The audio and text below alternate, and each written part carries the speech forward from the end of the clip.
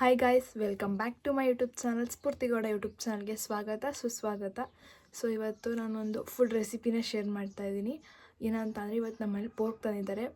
So ಅದನ್ನು ಆ ರೆಸಿಪಿನ ನಿಮಗೆ ಶೇರ್ ಮಾಡ್ತಾ ಇದ್ದೀನಿ. ಎಷ್ಟೊಂದು ಜನ ಮನೆಯಲ್ಲಿ ಪೋರ್ಕ್ ತಿನ್ನಲ್ಲ, ಬಟ್ ಇದು ಅಂದರೆ ಡ್ರೈವರ್ಸ್ ಇರ್ತಾರಲ್ಲ, ಆಮೇಲೆ ತುಂಬ ಹೀಟ್ ಆಗಿದ್ರೆ ಇಲ್ಲ ಪೈಲ್ಸ್ ಇದ್ದರೆ ಇದೆಲ್ಲ ತುಂಬ ಒಳ್ಳೆಯದು ಇದಕ್ಕೆಲ್ಲ. ಸೊ ಅಂಥವರೆಲ್ಲ ತಿಂತಾರೆ. ಸೊ ಅವ್ರಿಗೊಂದು ಹೆಲ್ಪ್ ಆಗಲಿ ಅಂತ ಹೇಳಿಬಿಟ್ಟು ನಾನು ಪೋರ್ಕ್ನ ಮುಟ್ಟೋದು ಇಲ್ಲ, ತಿನ್ನೋದು ಇಲ್ಲ. ಸೊ ನಮ್ಮ ಮನೇಲಿ ಮಾಡ್ಕೊಂಡು ತಿಂತಾಯಿದ್ದಾರೆ. ನಾನು ನಿಮಗೋಸ್ಕರ ಆ ಒಂದು ರೆಸಿಪಿನ ಶೇರ್ ಮಾಡೋಣ ಅಂತ ಅಂದ್ಕೊಂಡಿದ್ದೀನಿ. ಬಟ್ ನಾನು ಮುಟ್ಟೋದು ಇಲ್ಲ, ಅದನ್ನು ತಿನ್ನೋದು ಇಲ್ಲ. ನನಗೆ ಅದು ಇಷ್ಟನೇ ಇಲ್ಲ ನನಗೆ ಫಸ್ಟ್ ಆಫ್ ಆಲ್.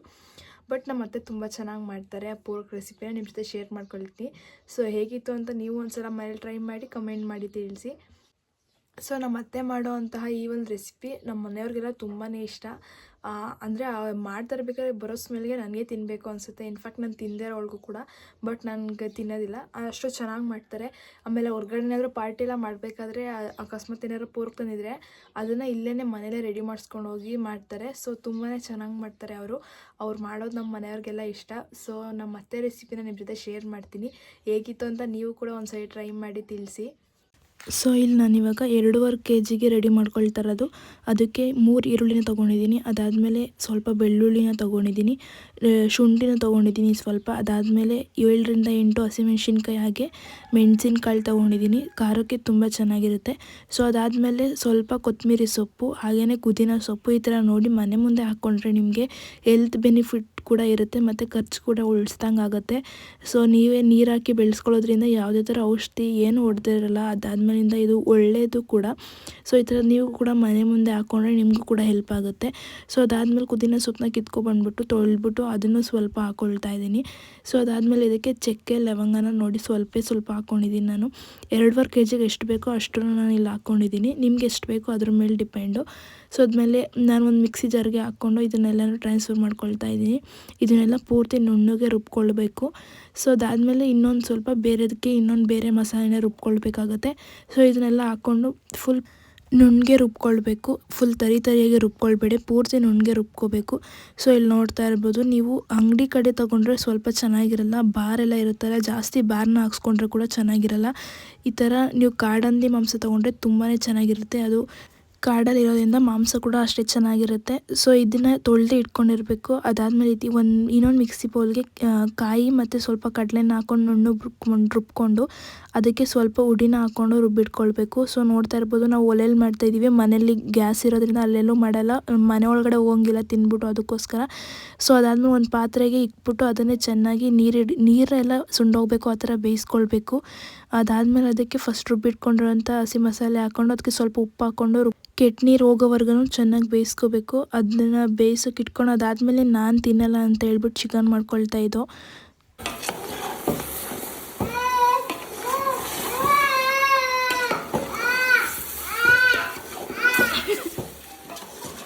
ಏನೋ ಬಾಯ್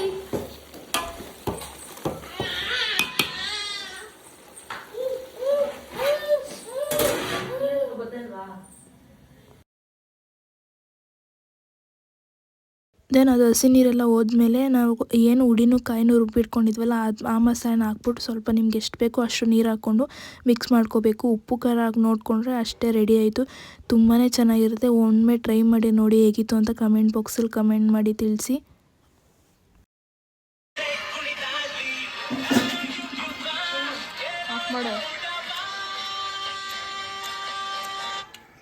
ಹಿಂಗೈತೆ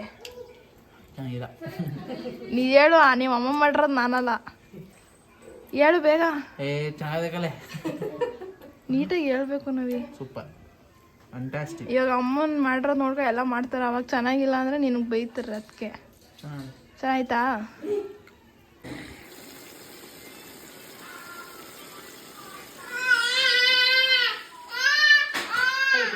ಚಿಕನ್ಗೋಸ್ಕರ ಗೋಗರಿ ತೋನಿ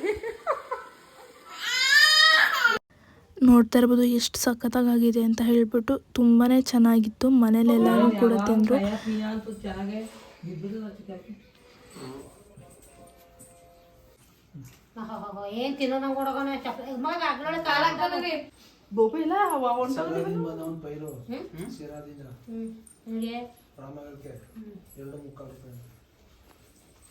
ನೋಡ್ಕೊಂಡು ಬಂದ್ರಲ್ಲ, ಒಂದ್ಸಲ ಟ್ರೈ ಮಾಡಿ ಮನೇಲಿ ಹೇಗಿತ್ತು ಅಂತ ಹೇಳಿ ಕಮೆಂಟ್ ಬಾಕ್ಸಲ್ಲಿ ಕಮೆಂಟ್ ಮಾಡಿ ತಿಳಿಸಿ. ಬ್ಯಾಚುಲರ್ಸ್ ಕೂಡ ಮಾಡ್ಕೊಂಡು ತಿನ್ಬೋದು, ತುಂಬ ಸಿಂಪಲಾಗೆ ಮಾಡ್ಕೊಳ್ಬೋದು. ಚಿಕನ್ ಹೇಗೆ ಮಾಡ್ಕೋತೀರಾ ಅದೇ ಥರನೇ, ಬಟ್ ತುಂಬ ಚೆನ್ನಾಗಿರುತ್ತೆ. ಒಂದ್ಸಲ ನೀವು ಟ್ರೈ ಮಾಡಿ ಅಂತ ಹೇಳ್ತಾ, ಸೊ ನಾನು ತಿನ್ನಲ್ಲ ಅಂತ ಹೇಳಿಬಿಟ್ಟು ನಾನು ಚಿಕನ್ ತರಿಸ್ಕೊಂಡಿದ್ದೆ. ಚಿಕನ್ನಲ್ಲಿ ಗ್ರೇವಿ ಮಾಡ್ಕೊಂಡಿದ್ದೆ. ರೆಸಿಪಿ ಏನು ಶೇರ್ ಮಾಡಿಲ್ಲ, ಹಾಗೆಯೇ ಸುಮ್ಮನೆ ಒಂದೊಂದು ಕ್ಲಿಪ್ಸ್ನ ಹಾಕಿದ್ದೀನಿ ಅಷ್ಟೇ. ನಿಮಗೆ ಅದು ಚಿಕನ್ ರೆಸಿಪಿ ಏನಾದರೂ ಬೇಕು ಅಂದರೆ ಕಮೆಂಟ್ ಬಾಕ್ಸಲ್ಲಿ ಕಮೆಂಟ್ ಮಾಡಿ ತಿಳಿಸಿ, ನಾನು ನಿಮಗೆ ರೆಸಿಪಿ ಶೇರ್ ಮಾಡ್ತೀನಿ. ಸೊ ನಮ್ಮ ಮನೇಲಿ ಹೇಗೆ ಅಂತ ಅಂದರೆ, ಇವಾಗ ಅದನ್ನೆಲ್ಲ ತಿಂದ್ಬಿಟ್ಟು ಒಳಗಡೆ ಅಂತೂ ಹೋಗಂಗಿಲ್ಲ, ಹೊರ್ಗಡೆನೇ ಇರಬೇಕು. ಸೊ ಅದಕ್ಕೆ ನಮ್ಮನೇಲಿ ಜಾಸ್ತಿ ತೊಗೊಬರೋದಿಲ್ಲ. ಏನಾದರೂ ಒಂದು 2 ಮಂತ್ಸ್ಗೊಂದ್ಸಲ 3 ಮಂತ್ಸ್ಗೊಂದ್ಸಲ ಆ ಥರ ತರೋದು. ಜನವರಿ ಇಯರ್ ಎಂಡಲ್ಲಿ ತಂದಿದ್ದಕ್ಕೆ ಇವಾಗ ತೊಗೊಬಂದಿದ್ದೀವಿ. ಅದು ನಮ್ಮ ವರ್ಷ ತಿನ್ನಬೇಕು ಅಂತ ಹೇಳ್ಬಿಟ್ಟು, ಇಲ್ಲಾಂದರೆ ಇವಾಗೂ ತರ್ತಿರಲಿಲ್ಲ. ಜಾಸ್ತಿ ಮನೆಗೆ ತಂದರೆ ದರಿದ್ರ ಅಂತ ಹೇಳ್ತಾರೆ. ಸೊ ಏನೂ ಮಾಡೋಕ್ಕಾಗಲ್ಲ. ಇವಾಗ ನಮ್ಮ ಹಸ್ಬೆಂಡು ಅವರೆಲ್ಲ ಬ್ಯಾಕ್ಗ್ರೌಂಡು ಡ್ರೈವರ್ಸ್ ಆಗಿರೋದ್ರಿಂದ, JCB ಎಲ್ಲ ಓಡಿಸೋದ್ರಿಂದ ಅವ್ರಿಗೆ ಸ್ವಲ್ಪ ಹೀಟ್ ಜಾಸ್ತಿ ಆಗುತ್ತೆ. ಸೊ ಅದಕ್ಕೋಸ್ಕರ ಅವ್ರು ತಿನ್ನಲೇಬೇಕು. ಅದಕ್ಕೋಸ್ಕರ ನಾವು ಜಾಸ್ತಿ ತೊಗೊಬರೋದಿಲ್ಲ, ಅಪರೂಪಕ್ಕೆ ತೊಗೊಂಡು ಬರೋದು. ಸೊ ಅದು ತಿಂದ್ಬಿಟ್ಟು ಒಳಗಡೆ ಎಲ್ಲ ಹೋಗಂಗಿಲ್ಲ. ಅದಕ್ಕೆ ಸ್ನಾನ ಮಾಡಿಕೊಂಡೇ ಒಳಗೆ ಹೋಗಬೇಕು. ಅದಕ್ಕೋಸ್ಕರ ಅದನ್ನು ಮುಟ್ಟಿದ್ರು ಕೂಡ ಒಳಗಡೆ ಹೋಗಂಗಿಲ್ಲ. ನನಗಂತೂ ಅವ್ರಿಗೆ ನೀರು ತಗೊಬಂದು ಊಟ ಎಲ್ಲ ಅಂದರೆ ಅವ್ರು ಅನ್ನಗಿನ್ನ ಏನು ಮುಟ್ಟಂಗಿಲ್ವಲ್ಲ. ಸೊ ಅದಕ್ಕೆ ನೀರೆಲ್ಲ ತಂದುಕೊಟ್ಟು ಸಾಕಾಗಿ ಹೋಗ್ಬಿಡ್ತದೆ. ಅವ್ರು ಸ್ನಾನ ಮಾಡ್ಬೇಕಾದ್ರೆ ಬಟ್ಟೆ ತಂದು ಕೊಡಬೇಕು, ಸಿಕ್ಕಾಪಟ್ಟೆ ಕೆಲಸ ಐತೆ. ಅದಕ್ಕೆ ಅದನ್ನ ಜಾಸ್ತಿ ನಾವು ಮನೇಲಿ ಮಾಡೋದೇ ಇಲ್ಲ. ಸುಮ್ಮನೆ ತಿಂದ್ಬಿಟ್ಟ ತಕ್ಷಣ ಸ್ನಾನ ಮಾಡಬೇಕು ಅಂದರೆ ಯಾರಿಗೂ ಆಗೋದಿಲ್ಲ. ತಿಂದ ತಕ್ಷಣ ಸ್ನಾನ ಮಾಡಬೇಕು ಅಂದರೆ ಹೊಟ್ಟೆ ಭಾರ ಆಗಿರುತ್ತೆ, ಯಾರೂ ಸ್ನಾನ ಮಾಡಲ್ಲ. ನಮ್ಮ ಮನೇಲಿ ಸ್ನಾನ ಮಾಡಿಲ್ಲ ಅಂದರೆ ಒಳಗಡೆ ಹೋಗಂಗಿಲ್ಲ. ಅದಕ್ಕೆ ತಿಂದ್ಬಿಟ್ಟು ಎಲ್ಲ ಮಲಗಿದ್ರು. ಮಧ್ಯಾಹ್ನ ತಿಂದ್ಬಿಟ್ಟು ಆಮೇಲೆ ಸಂಜೆ ಮೇಲೆ ಸ್ನಾನ ಮಾಡ್ಕೊಂಡು ಒಳಗಡೆ ಹೋಗಿದ್ದು. ಸೊ ಅದಕ್ಕೆ ಈ ಥರ ಜಾಸ್ತಿ ಮನೇಲಿ ಮಾಡೋದಿಲ್ಲ. ಒಂದ್ಸಲ ಮಾಡಿ ಚೆನ್ನಾಗಿರುತ್ತೆ ಮನೇಲಿ ಅಂದರೆ ಹೊರಗಡೆ ಪಾರ್ಟಿ ಮಾಡಿದಾಗ ಮಾಡಿ ತುಂಬ ಚೆನ್ನಾಗಿರುತ್ತೆ.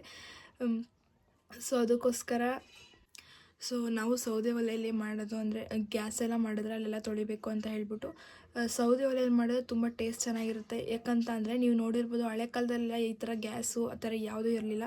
ಸೌದೆ ಒಲೆ ಮೇಲೆ ಅಡುಗೆ ಮಾಡ್ತಾಯಿದ್ವಿ. ಅದ್ಮೇಲೆ ಸೌದೆ ಒಲೆ ಮೇಲೆ ಮಾಡಿದ್ರೆ ನೀವು ಬೆಳಿಗ್ಗೆ 8 ಗಂಟೆಗೆ ಮಾಡಿದ್ರು ಸಂಜೆ ಮಧ್ಯಾಹ್ನ 2 ಗಂಟೆ ಆದ್ರೂ ಬಿಸಿಯಾಗಿರುತ್ತೆ. ಬಟ್ ಗ್ಯಾಸಲ್ಲಿ ಹಂಗಲ್ಲ, 8 ಗಂಟೆಗೆ ಮಾಡಿದ್ರೆ 10 ಗಂಟೆ ಅಷ್ಟೆಲ್ಲ ಆರೋಗ್ಬಿಟ್ಟಿರತ್ತೆ.